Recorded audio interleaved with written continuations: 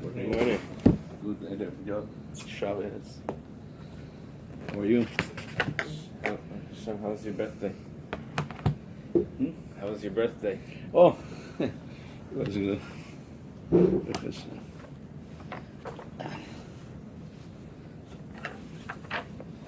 Yesterday we left off. We didn't have enough time to explain how we know that there were 14 years, 7 years of fighting, conquering, and 7 years of distribution, of dividing. So the calculation goes like this.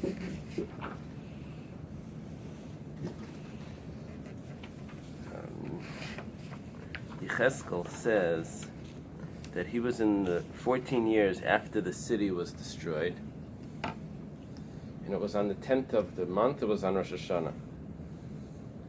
He said, when do you have Rosh Hashanah on the 10th of the month? It must have been that it was a Yovel, and on Yovel, on Yom Kippur, they blow the shofar, and it was the gathering, the big gathering on Yovel was on the 10th of the month, was on Yom Kippur. So they're calling that Rosh Hashanah. It's a big ceremony. Okay, so what that means is that Yovel was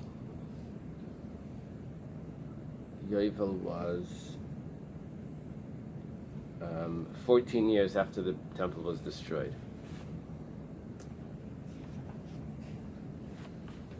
Now, that means that the temple was destroyed in the 36th year of the Yovel, right?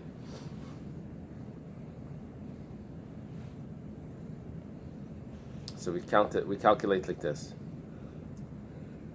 It was 480 years when Shlomo Melech built the Beis Hamikdash. 480 years, is the pasuk in Malachim. 480 years from when the Jewish people left Egypt until, so take out 40 years that they were in the desert. Now we're up to 440. The temple stood for 410. So now we have left, there's 30 years left.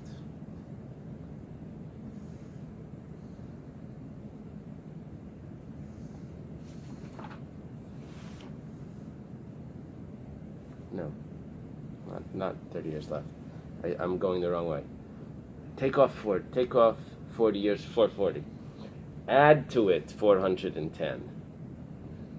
We're up to 850, right? Sneeze. You have a tissue on you. Yeah. Thank you. So now, thank you.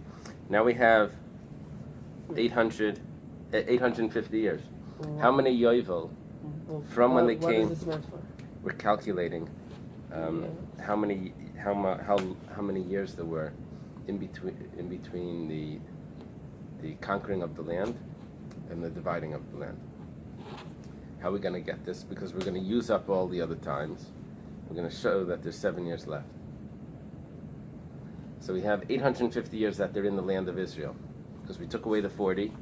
That means entering in the land was 440. 410 there is the length of the Beis Hamikdash. 850 years they were there. Okay.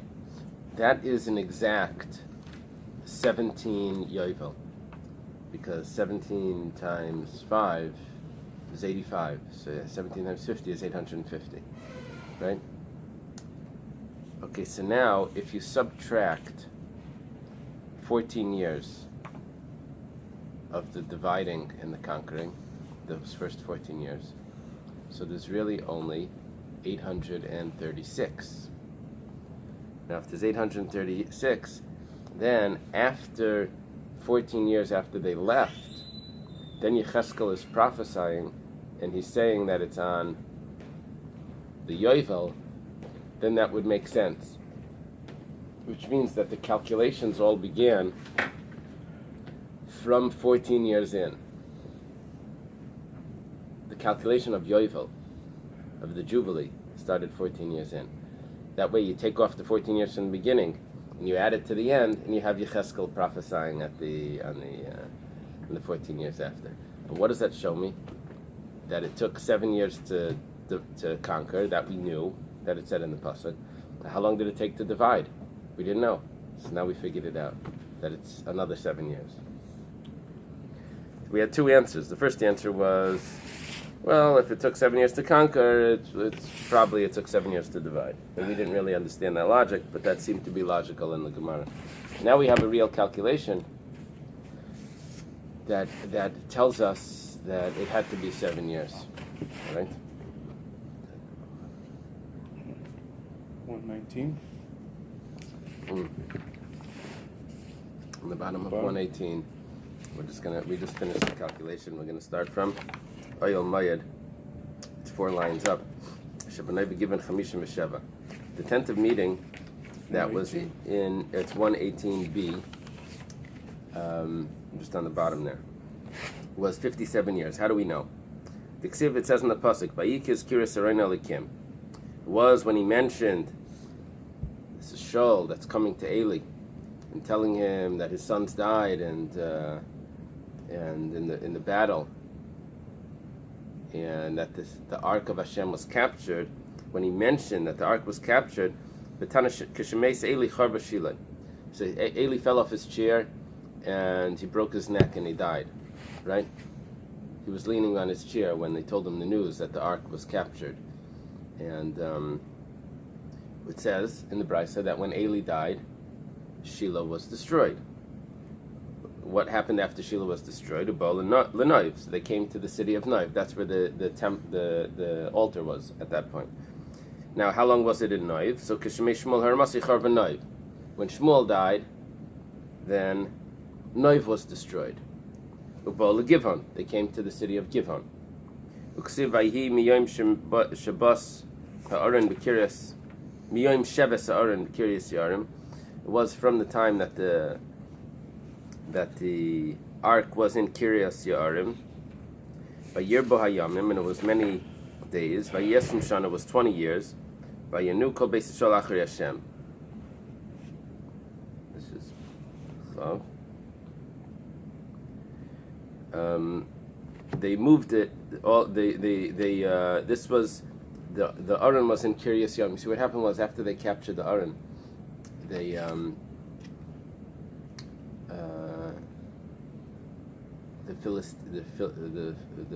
Philistines had these terrible diseases that were coming on them, and they thought it was due to the Aron. So they got rid of the Aron from their territory. They put it on wagons and they just let it walk. And it stopped in this place called Kiryas Yarim, and that's where it stayed until David HaMelech decided to move it to Ir David. So Hani Esrim Shana, these 20 years that we're talking about, that it was in Kiryas Yarim, Esr Shanim Shemalach Shmuel, that's 20 years that Shmuel ruled. Shmuel, there was no king then, and Shmuel was functioning as the king. Ba'atzmai. V'shana Shemalach Shmuel v'Shaul. And there was 1 year that Shmuel and Shaul, after Shmuel anointed Shaul, was 1 year that Shmuel was alive, and Shaul was already, I don't know if he was functioning as the king, but he was already anointed. V'shtayim Shemalach Shaul, and then Shaul ruled for 2 years. So he has a lot of stories for 2 years. All the stories of Shaul were all in 2 years. V'sheva to David, and then there were 7 years to David. Tiksiv. Vayam Hashem Malach David al Yisrael Mem Shana B'Chevron Malach Zayin Shanim.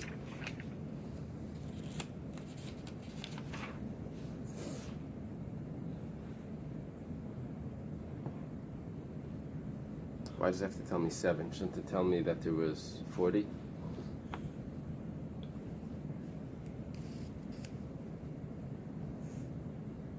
Oh, because David moved it. But I don't know when he moved it.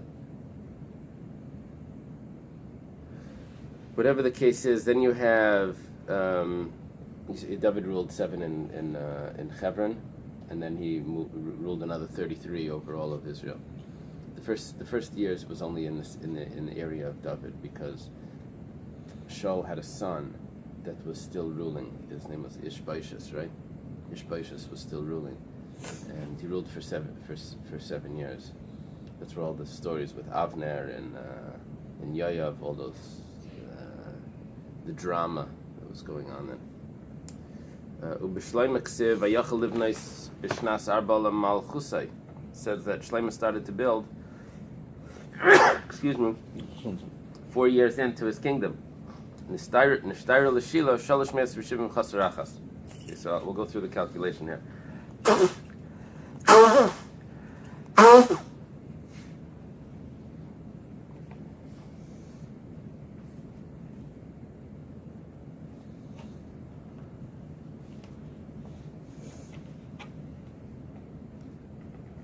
Okay, it's all based on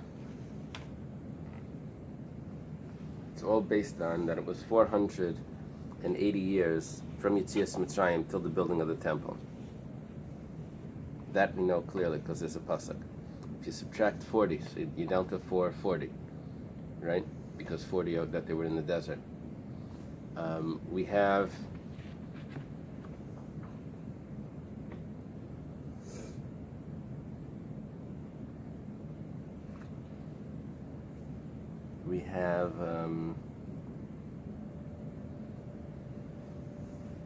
okay, so that's 440.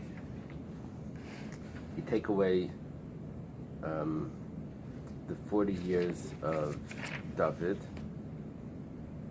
that's 400. Then you have the 20 years. Oh, it's not really 20. It's the counting. They do it different.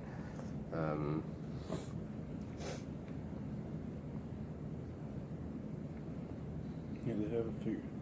You have a chart there. There are 57 of Noiv and Givon. Right. 14. I don't know what the 14. The 14 is the conquering, and so if you take all that out, you're left with 369. Yeah. So, tell me all the numbers that they're taking out. So 480 minus 40. Okay, that's minus from 40, the desert. Minus 14. Minus 14 from the beginning, which is the conquering, and so 1 second. 57. Where are we holding? So that's That was 440 minus 14, 426. 26. Minus 57. Okay. It's 369. Oh, okay. So it's 370 less 1. Okay. Excellent. So what are we figuring out? 369. That's the amount of years that they were in Shiloh. 369. It's a lot of years, almost as long as the base of English. Okay. We're up to Bowl and Noiv and Givon. They came to the area of Noiv and Givon. Minahani Mili.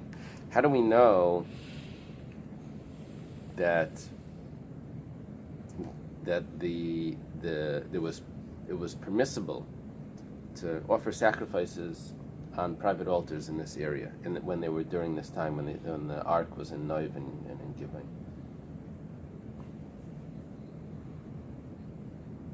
Or when the temple was there, the ark was in other places. Minahani Mili, how do we know that it was permissible then to offer sacrifice on private altars? The Tana Rabban and the rabbis taught Kiloi Basam Arata.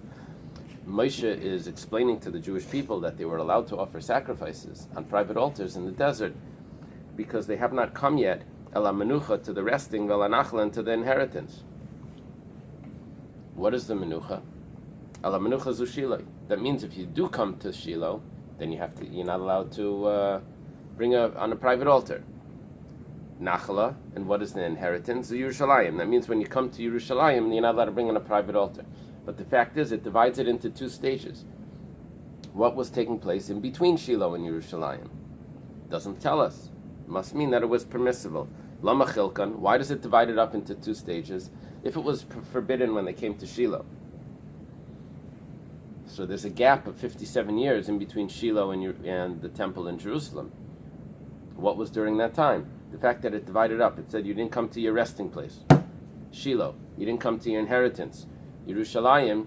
That means that in between the 2, it was permissible. In order to give you permissibility in between the 2 structures.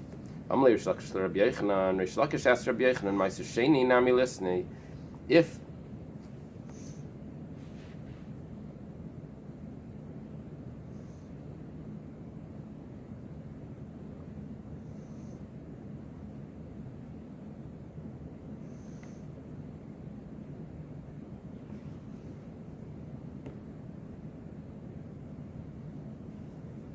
Why is this a continuation?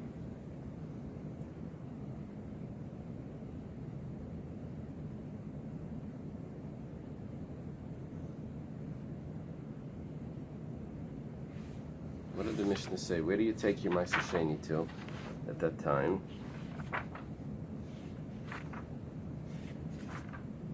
The Mishnah says,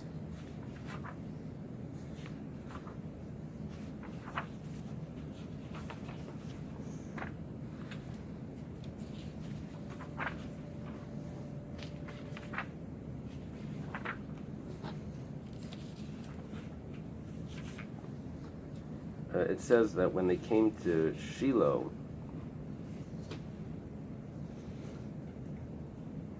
Ma'aser Sheni was eaten all in the area all around Shiloh. It says when it came to Noiv and Givain, it doesn't tell us what to do with the Ma'aser Sheni. And the question that he's asking is that why don't you bring the Ma'aser Sheni to Noiv and Givain? That's Rish Lakish's question. In Shiloh, you had to bring it to Shiloh. In Noiv and Givain, you should have to bring it to Noiv and Givain when that was the place. So Rabbi Yochanan responds, Amalei Ma'aser Sham Me'arin. The reason why you have to bring Ma'aser Sheni to Shiloh was because that was where the ark was.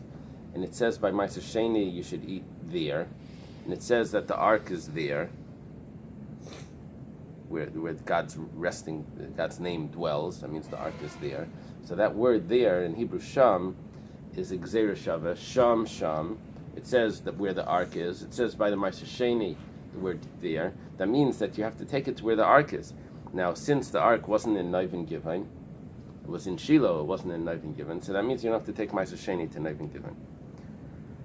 So he says, Sham Me'arin Kayalfi. We learned the Sham from the ark. Keeping the Lei Have. Since we didn't have the ark and Noiv and Givain, so Ma'aser Sheni Nami Lei Have. So you don't bring the Ma'aser Sheni. Ma'aser Sheni is the second tithe. It's what was done was the first tithe was given to the Levites. The second tithe you kept. You separated it, but you kept. What do you do with it? When you went to Jerusalem, you would spend it in Jerusalem. Or you would eat it if you actually brought it, or you would exchange it for money, and when you would go to Jerusalem, you would be spending money. And Ihachi, if so, that Noiv and Givain, you don't bring your Ma'aser Sheni because we learned from the ark isn't there, Ma'aser Sheni doesn't go there. Pesach Kodshim Nami, so why the Korban Pesach was brought in Noiv and Givain, and why are the other sacrifices, public sacrifices brought there? The Sham Me'arin Yalfi. We learn that Pesach has to be eaten there, and the sacrifices, it says also the word there, that you bring it there. So why, if the term there is not applied, the word Sham is not applied to Noiv and Givain, so why are these sacrifices brought to Noiv and Givain? Given Daran Lehavi and Anami Lehavi, we shouldn't bring the sacrifices there either if the ark isn't there.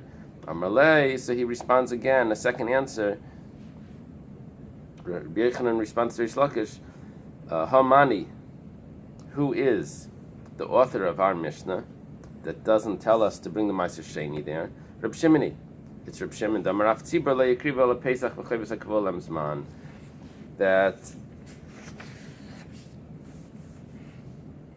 this is the opinion of Reb Shimon, which we learned before, that Reb Shimon held that you don't bring public offerings, even you don't bring any obligation offerings, even public offerings, to a bama, to a private altar, or to a even if it's a public altar, but it's not one of the altars that are either in Shiloh or in Yerushalayim.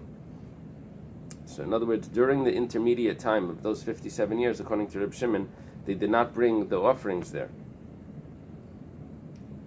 What are we gaining by this? We're gaining that now we know why they didn't bring the Ma'aser Sheni, because it's his opinion is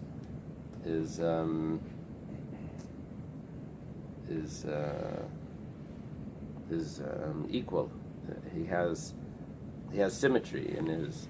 He doesn't hold that you can bring the Ma'aser Sheni there. He also doesn't hold that you bring sacrifices there.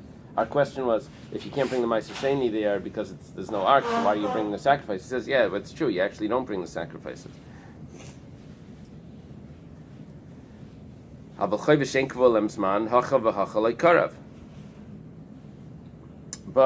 the sacrifices that don't have a set time, you actually don't bring there. Okay. Hacha v'hacha means whether it's a private altar, whether it's a public altar. If it's not in the Shiloh or in the temple, you didn't bring those sacrifices. The question is, Ma'aser Behema is Chayv Shein Kavol Lemzmanhu V'Yiskus Ma'aser Dagan LaMa'aser Behema. Oh, it's not. This is the full answer. The full answer is, why don't they bring the Ma'aser Sheni? It's not because of the symmetry between all the opinions. It works like this.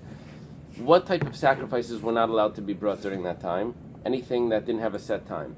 One of the sacrifices that doesn't have a set time, even though it's an obligation, is Meiser Behema. Means if you have a flock of animals, you would count them. They would walk through a fence, and the 10th one you would bring as a sacrifice. Now, that doesn't have a set time. You bring it whenever you decide to bring it. It's not that it has to be brought on Rosh Chodesh or something, or some holiday. It's brought whenever you separated the animals. So, because it doesn't have a set time, that Meiser Behema cannot be brought. Meiser Behema can't be brought, so we have a comparison between Meiser Behema, the tithing of the animals, to Meiser Dagan, to the tithing of the grain. And just like I don't bring the Meiser Behema, I also don't bring the Meiser Dagan. That's the reason why the Meiser wasn't brought to Noiv Givon. Because I couldn't bring the animal sacrifice of the tithing sacrifice there, I also don't bring the tithing of the grain there. Michlal, Gemara says according to this, that Reb Shimon holds you don't bring the tithing sacrifice. That means you don't bring the tithing of the grain. Not everyone agrees with Reb Shimon. This implies to Rabbi Yehuda Karav. According to Rabbi Yehuda, you did bring it. Because Rabbi Yehuda held that you do bring public sacrifices, obligation sacrifices to Noiv and Givon. It was machlokes. We had like these 4 or 5 opinions before. Our public sacrifice, Rabbi Yehuda was the most lenient. He held that on the public altars, even individuals bring obligation sacrifices. They only don't bring it on private altars. So according to Rabbi Yehuda, in Noiv and Givon, in those 2 cities, on the public altar, you could bring a sacrifice of the tithing, of the animal tithing. So the Gemara says, yes, according to Rabbi Yehuda, you would actually bring the sacrifice. You would actually have Meiser Sheni there. The Amar Ravada Bar Masna, Meiser Sheni, Meiser Behema, Nechalim B'nai V'Givon, Divrei Rabbi Yehuda. Because Ravada Bar Masna says the Meiser Sheni, the second tithing, which was brought to Jerusalem, and Meiser Behema, which is the sacrifice, which is supposed to be to the temple, was actually brought to the cities of Noiv and Givon when the tabernacle was there. Excuse me, and this is the opinion of Rabbi Yehuda. The Gemara asks, Babai Bira, but you need to have the temple as well, and you don't have a temple. It says that you're supposed to bring the tithe in front of Hashem your God, and if there's no structure there, so it's not considered that you brought it to the temple. The Gemara says, "V'lavtani Rabbi Yosef, did not Rabbi Yosef teach? Shalish biras have we had 10 palaces. Shiloh, Noiv and Givon, that's counted as 1. Shiloh is 1, Noiv and Givon is 2.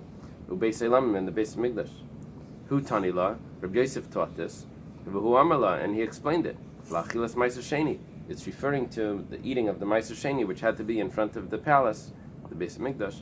Balibid Rabbi Yehuda, and it goes according to the opinion of Rabbi Yehuda, that it actually would be brought to Noiv and Givon. So basically, we have Machlekes Reb Shimon and Rabbi Yehuda if the Meiser Sheni and Meiser Behema was brought to Noiv and Givon, to that intermediate stage.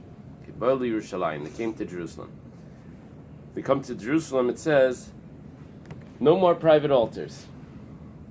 Tanu Rabbanan, the rabbis taught, because you have not come until now to the resting and to the inheritance.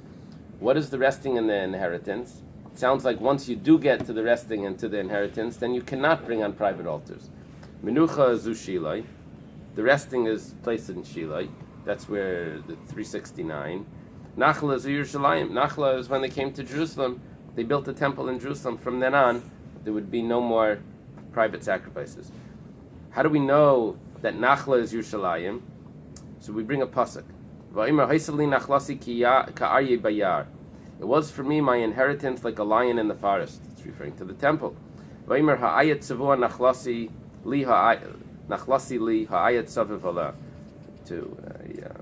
ayat is an eagle. My inheritance is like an eagle. Is like an eagle. The eagles are surrounding it. This is it's referring to the temple, and it's referring to. It uses the term my inheritance, which means that the inheritance in the pasuk means the temple. So when it says you have not come to your resting and to your inheritance, it's referring to you haven't reached Yerushalayim yet. Divrei Rabbi Yehuda, which means that once they do reach Yerushalayim, then everything is forbidden. All private altars are forbidden. Reb Shimon Aimer, Menuchas Yerushalayim. Reb Shimon says it's exactly the opposite. The resting place is Yerushalayim. Nachla zu Shilai. The inheritance is Shilai. Va'Aimer, Zois Menuchasi Yadi Yadi brings a verse that says, this is my inheritance forever. Payeshet Kivisiya. Here I will dwell because I've desired it. So, that means that the Menucha, the resting place, is Jerusalem. It says that God chose Zion. He wanted to dwell there. And I guess dwelling means resting. Okay. What is the difference if I hold the inheritance is Shiloh and the resting is Jerusalem, or if I hold the resting is Shiloh and the inheritance is Jerusalem? The Gemara says, it works out well according to the opinion that says that the resting is Shiloh. Chronologically, where did they reach first? Shiloh or Jerusalem? Shiloh.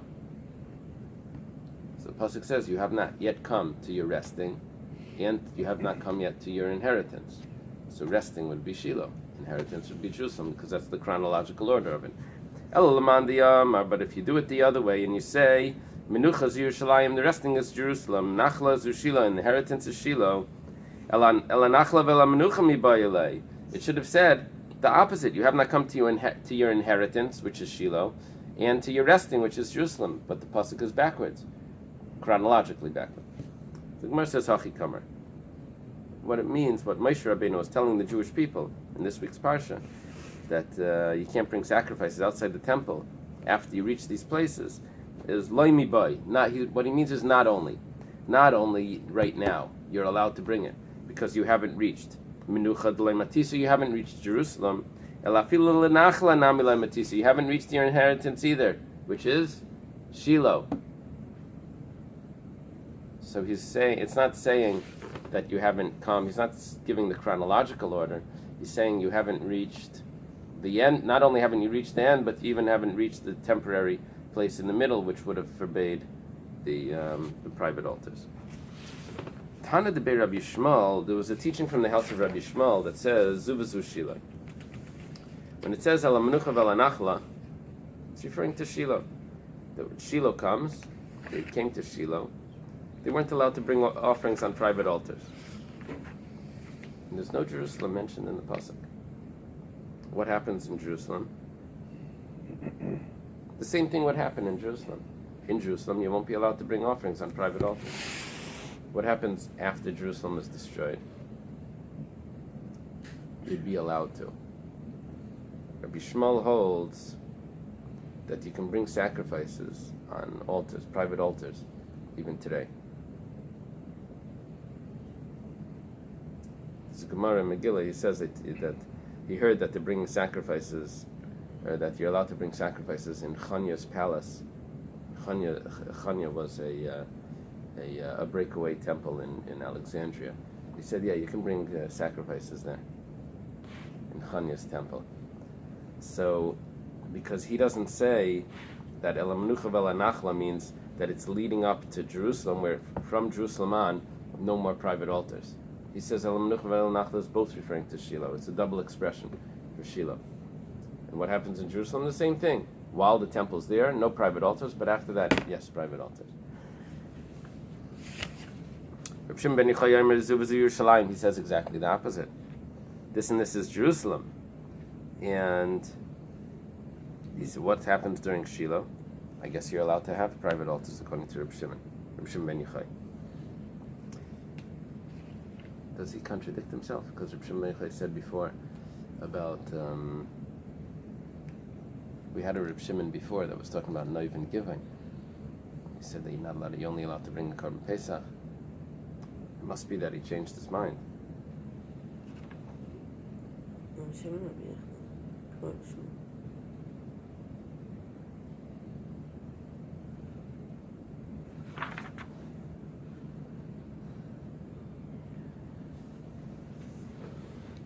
Do you have a comment there when it mentions Reb Shimon?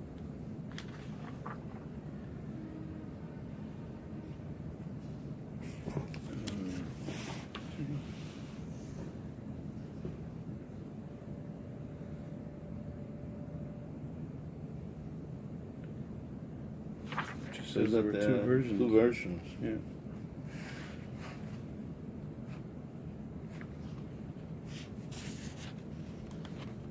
We're repeating the word to the resting place and to the inheritance. But the Torah indicates that this is the referring Okay. to. Okay. If they're not bothered with it, I'll have to accept it. Okay, so Bishlem Lamanda Amar works out well according to the opinion that says that Menucha is Shiloh, that the resting is Shiloh. Which opinion is this? This is the opinion of Rabbi Yehuda. And Nachla is Yerushalayim, and the inheritance is referring to Yerushalayim. Inami Yipcha, or if you say the opposite, that Menucha is Yerushalayim and Nachla is Shiloh. That's why we have two verses, Menucha and Nachla. You haven't come because it's two separate places.